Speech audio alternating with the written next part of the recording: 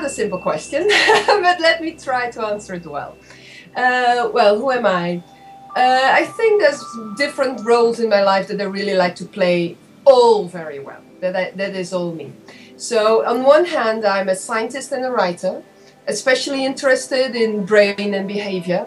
And on the other hand, I am a partner and a mother. And something else that I'm really passionate for in life is traveling. And with traveling, I mean like basic traveling. So even without a tent and just go somewhere, and it might be Tibet, it might be Jaya, it might be India, it might be any place in the world. That's something else that I'm really passionate about. So if I should take the core of all these things that I am, then passion and discovering new things would be really good words to describe me. And curiosity and interaction with other people. So not keep the curiosity for yourself, but you know, like really show it to other people too, like the wonder and the beauty and also the ugliness that you discover sometimes. I really believe that, yes. But I, of course, it's not only the environment and your own behavior and emotions and interaction with other people that actually influences your brain and therefore your being. It's always the interaction between your genes and the environment. You know, it's neither genes alone nor environment alone. It's the interaction. But the force and the power of the interaction, I think, is really, really important. So, yes, I do believe, because we all know that the brain is we do not all know, that's maybe I say something wrong there. But I know, and a lot of scientists discovered that the brain is plastic. It actually has the ability to adapt to the environment. And because of that, and because we know a little bit about how that works, we actually can influence the brain, not only the structure, but especially the functioning of the brain. And because the brain actually is responsible for our feelings, our thoughts, our behavior, our personality, if we can really change the brain, we really can change all these things, or our behavior, emotion, personality. Of course, up to a certain limit. It's not that I can become you and you can become me, for example. I do not think it in that extent. But I think the power to change is enough to be very important, yes. And people sometimes think that when I talk about this and about the research that is done on this topic, that I always talk about skills, you know, like playing soccer. It's not only about a science of playing the violin or soccer or anything. It's also about emotions. And especially what I'm interested in lately is pro-social behavior. So not only the behavior that is like egoistic, but especially the behavior that keeps the importance of other people in mind too. Interest actually gradually went from patients with brain diseases more slowly to healthy people. And now a lot of my research and my projects are actually into cognitive enhancement, emotional enhancement. So how can we have healthy people functioning better? I still do the patient work, but the other part is also an important part of my work now. And this started after Gallese and Risolati discovered the mirror neurons. And I was in a conference with Professor Gallese, and I had to say something about empathy, etc., before he started his talk. And so I had the opportunity to talk with him, not with Risolati, but with Gallese. And a lot of things fell into place when I started reading more about the mirror systems. And the mirror systems, of course, they discovered it with motor behavior, but especially for emotional, for feelings and for empathy, I think it's very, very important. And it explains why we can be empathetic with other people, and also that therefore we want to help other people. If we can feel a little bit about what they feel, of course, we are more easily persuaded to also help them. So yeah, that's a very important part, very important work, especially with regard to empathy. I think what impressed me most and what is like really a red thread, I don't know if that's good English, but what is like a line through all the research is that of neuroplasticity. The moment that I realized that the brain really tries to adapt to everything, to the whole environment, in order for us to survive, that was such an important realization. And after that, I remember, and that's especially the work of Harris and Fiske, when they discovered that people that disgust us, for example, are in our brains not completely, how do you say that, processed by the system that processes human interaction, social interaction, but that we more or less dehumanize these people, objectify these people. That was a very important discovery for me personally when I realized that. And also that actually, if we try to put ourselves in the shoes of these people that disgust us and that we do not see as fully human, that then again we might become to see them as more human again.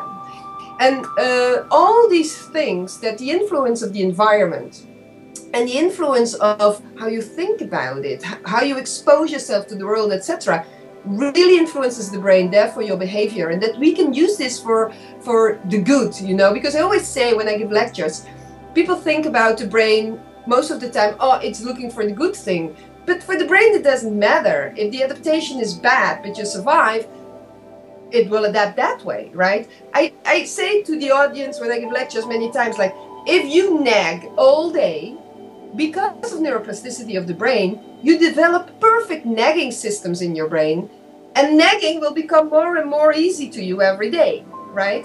So this is not only for good behavior and nice feelings, it's also for bad behavior and bad feelings.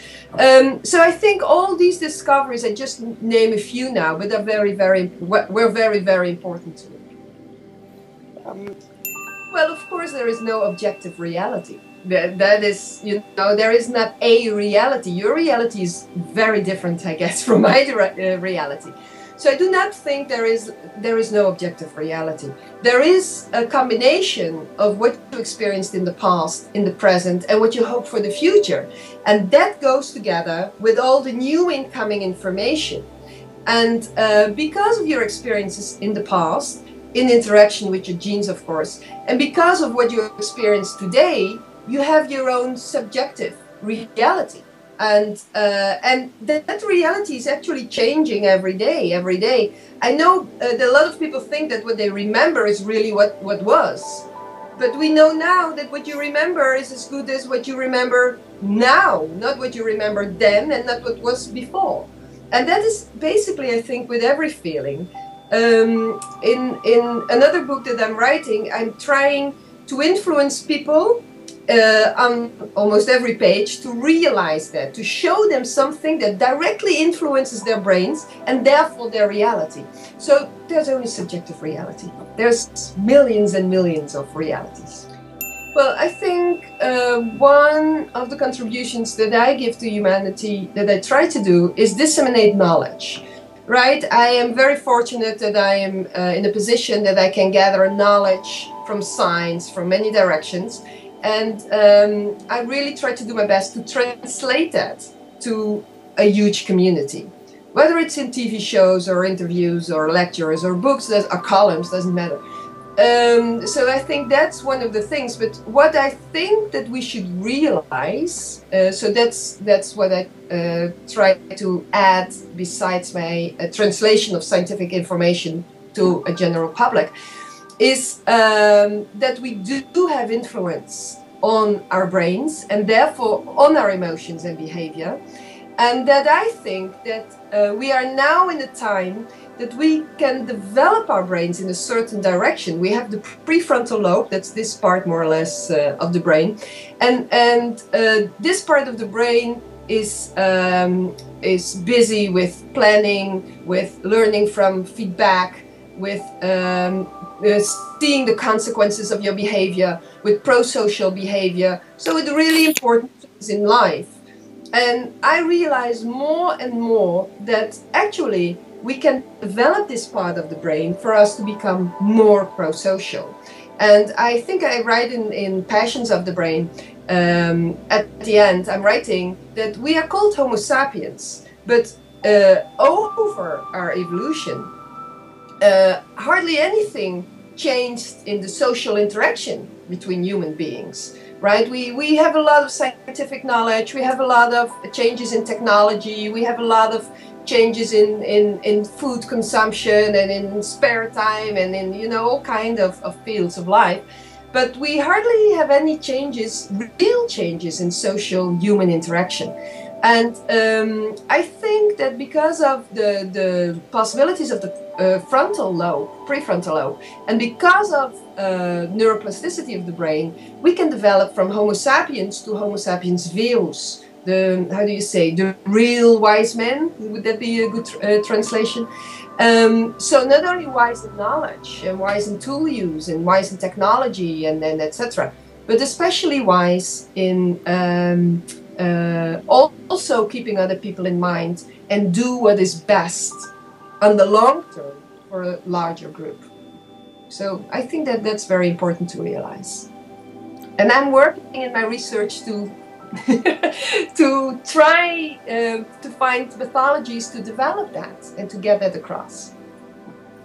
Well, I think both. I think if I look at the little books that you have as a child, where your teachers and friends and family write things about you, I don't know if that they have that in Italy, but they have it in Holland, and they write little poems for you and little things about you, make drawings. And when I look at those books, I can already see that people always describe me as dancing and singing and helping, etc. So it must have been there, you know, already from the beginning. So it must also be my genes. But of course, I'm 46, so you don't go through life only happy, happy, happy. Things happen to you, good things, bad things. But I think I always try to see things in perspective. And I think you're right. I feel most of the time very happy and in harmony. And I think it's also basically because I love simple things in life. And I saw one of your questions on paper about what are the big events that developed you or that changed your life. And actually, I could not come up with many. Everything that really inspired me or really made me think hard about life were most of the time small events or people that were not like well known or important people, or you know, it's more these things that I focus upon and that made my vision of life and that I enjoy, that I really enjoy. And I think especially if you're surrounded with a really good social network, which I fortunately am. You know, I have like dear family, dear friends, you know, and well, that's basically what life is about. And on top of that, I have my hobby as my work, and they pay me for it, you know, to gather knowledge and to write, and so that's good. But also, I think I like to add that I traveled a lot, you know, always have done a lot of traveling.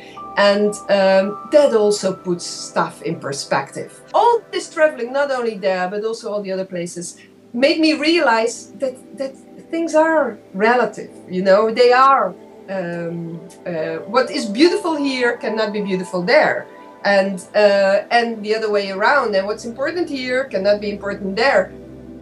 So that makes you a bit more, maybe humble is not the right word, but it shows you that daily life and the surroundings you are in are very important, and you should enjoy them. Because we are also in a, I don't know about your situation, but mine, but very privileged to be in a situation where we can enjoy, right? We are free, there is no war, I'm not hungry, you know? So yeah. Consciousness and free will and responsibility, etc. And actually, I have not the answer. Not for you, and I think even more importantly, not for me, right? It's I really do not know, because I read a lot about consciousness and about free will, and as you of course know, it's a hot topic in my field, right? And I agree and disagree and agree and disagree with many people, and I do not have like a grand unified theory. And basically I also think I will never have one. Sometimes for myself I think I should see it at different levels. like at my personal level, I believe in free will. I believe in free won't, as they also call it. I believe in being more than just electricity and neurotransmitters and brain cells and axons, etc. Because that's how I feel, right? But that's at my personal level. And of course, as a scientist, I do also realize that talking and discussing and judging about the system, if you're the system itself, is very difficult, maybe even impossible, right?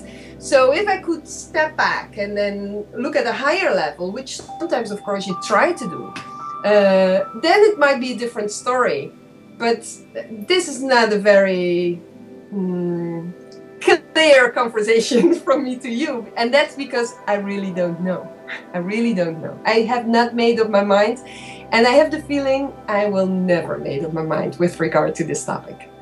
Why did I accept it? Because, well, I, of course, first was reading about it and I looked something up in the internet, and the whole idea fits so well with what I want to achieve in the world.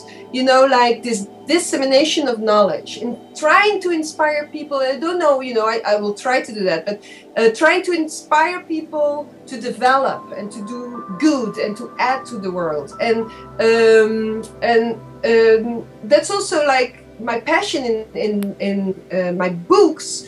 The moment I speak to somebody who says that, oh, I have been reading this or that or what you said, and it inspired me to play the piano. You know, it does not have to be like huge things. Or now I do understand my son who is in puberty better or whatever, you know. That really inspires me to go on with passing knowledge. Because I strongly believe in knowledge, and especially when it's knowledge that is connected to that we try to understand each other and try to respect each other and try to develop each other.